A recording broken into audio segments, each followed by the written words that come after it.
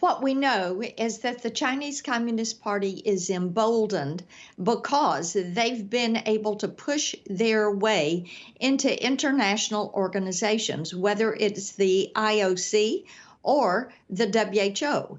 They continue to push forward. And the International Olympic Committee should have stood firm and not held these games in Beijing.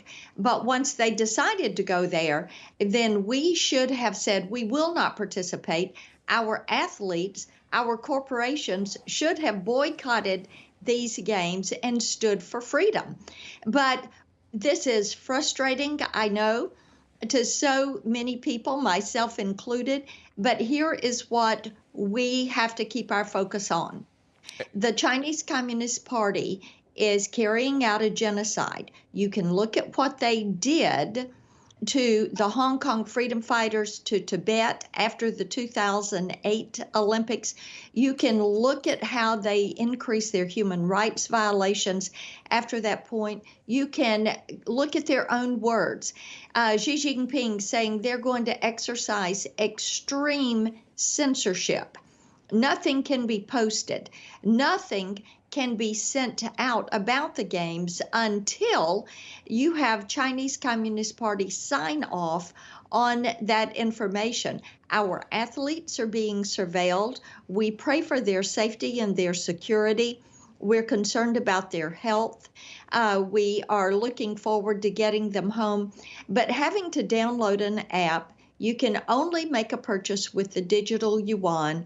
The app, with information controlled by the Chinese Communist Party, that is their surveillance tool, their tracking tool. And hopefully the tracking will end when they leave China. The competitiveness that happens with the Olympics, but also the unity that is supposed to happen, it seems completely the opposite. And when you have these two leaders, Xi and Putin together, they obviously were together there at the Olympics. Something else is happening behind closed doors, really not behind closed doors, rather, but Ukraine and the possible invasion of Ukraine. I want to play this, if I can, for you and have you react. This is NSA Jake Sullivan on a possible Ukraine invasion. Here's that. We have to be prepared for the possibility of a contingency of a military action by Russia before the Olympics end, and we also have to be prepared for one after the Olympics end. So at this point, we're in the window, meaning that we can't just assume it's going to be a couple weeks off. Is that a possible scenario, or are there reasons to believe that it could happen in that time frame? Yes, but there are also reasons to believe that Russia, under the direction of President Putin, could take steps before then.